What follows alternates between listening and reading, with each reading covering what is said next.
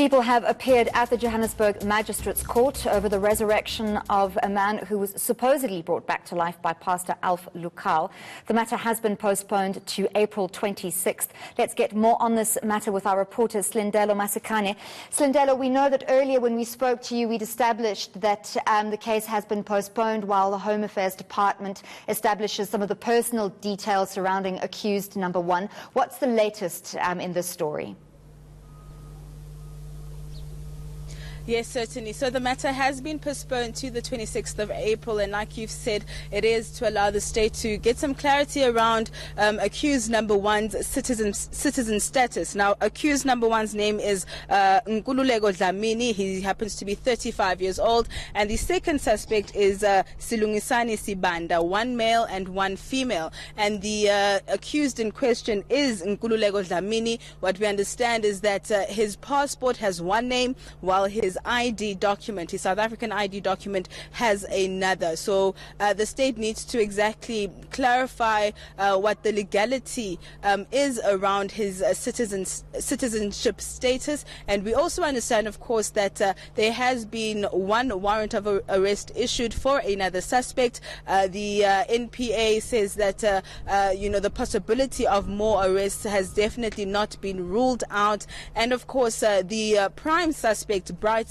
Elliot Moyo, is also still in the wind. We understand that South African authorities are yet to get confirmation from Zimbabwean authorities around whether he is really dead this time, as nobody has actually been able to see a death certificate. But to just give us more reaction on this case, I am joined by one of the funeral parlor directors which were involved in this scandal and quite affected by it. If you remember, after that video went viral, we saw Kings and Queens funeral parlor, the hearse, which happened to make its way inside the church. And so a lot of questions were raised around their involvement in this particular scandal. And of course, all three funeral parlors then came out to say that they were duped. They had no idea what was happening. And in fact, the suspects that have been arrested were the ones that actually approached these funeral parlors to acquire a coffin from the one funeral parlor, and of course transportation from the Kings and Queens funeral parlor. I'm now going to bring in my guest, Mr. Felix Mncube. Thank you so much for joining us. Now, of course, the matter has now made its way to the court. Just how are you feeling with regards to how this case is progressing? Thank you, ma'am. As far as we are concerned, we are quite happy with the progress that has been going on. The arrests and all the proceedings in the court cases that have been done. But we still want to see more, because as far as I'm concerned, I think this is only small fish. We want the big fish prosecuted or arrested and prosecuted according to the laws of South Africa, because what they've done to us was to tarnish our image very badly, and we have lost a lot of customers because of this stupid act that they did to us. Yeah. Just take us back to exactly what happened the day when I understand that the lady in question who's been arrested, she came into the funeral parlor as Prudence Ngwenya, looking for transportation. What exactly transpired that day? Take us back. As far as I'm concerned, what I know is that it was around on a Sunday after 12 p.m. They came to the office. They approached one of our junior managers and asking for transport after they said they had been let down by their service provider. So they said to us they wanted transport for plus minus 2 hours, just to transport the body or the coffin from one certain funeral parlor to a church in Sandton. Now, when we looked outside, there was this quantum buggy which had these magnetic stickers for the other funeral parlor, which we normally work with. So our junior manager thought it was something authentic that they were asking for that type of assistance. So he acted, and then he charged them whatever. He had charged them about 2,000 rands for about 2 hours. And then they left, thinking that they were going to this funeral parlor to collect the body.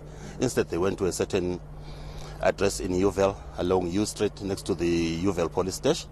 They stayed there for plus minus 7 minutes, and they left there. They said they were picking up clothes for the deceased, or the so-called deceased.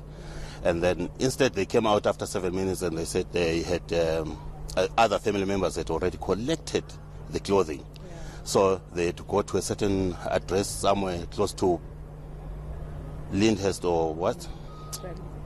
Bramley, somewhere there.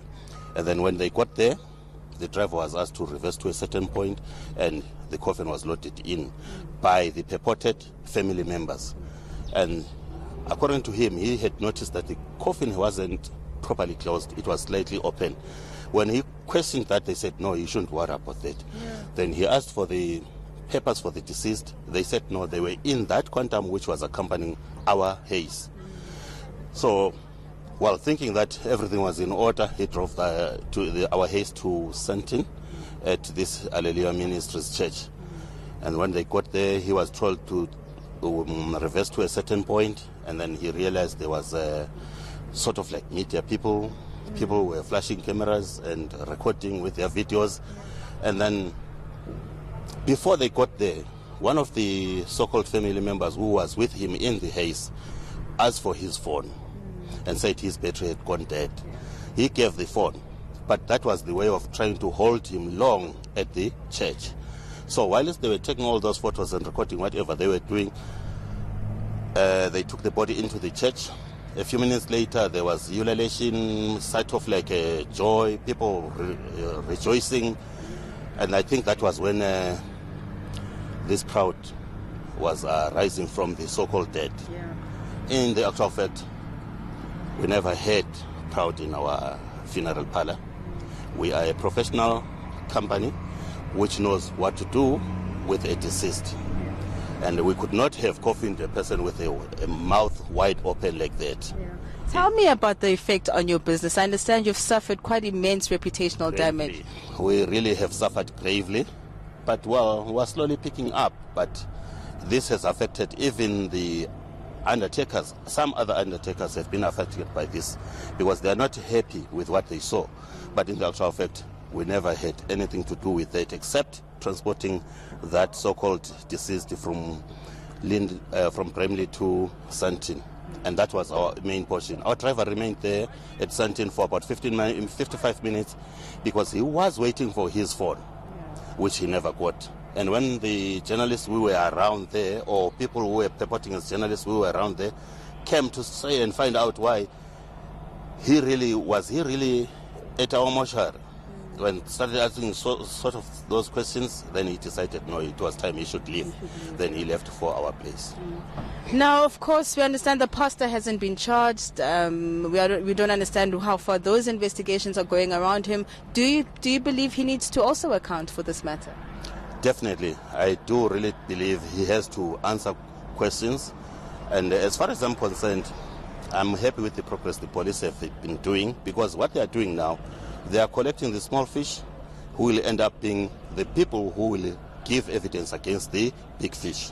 Now, Mr. Ncube, we haven't found this resurrected man, and we're hearing that he's dead once again. Do you believe these reports coming from Zimbabwe? That is a big concern. I read that from one of the publications in what's name that are being sold within the country. It's disturbing. But if you read it carefully and read between the lines, you'll see that it doesn't conclude. This could be a way of saying, get off our back, and then we go on with our lives. But the fact of the matter is, with the NPA and all the other stakeholders in the police department, we really believe they are going to get to the bottom of all what happened. Because we, the South African public, need to know the real truth behind the resurrection of the non-dead. Thank you so much. Thank you too. All right, that was Mr. Ncube giving us their reaction following the postponement, with 2 suspects already arrested, and of course we understand that more suspects are being sought.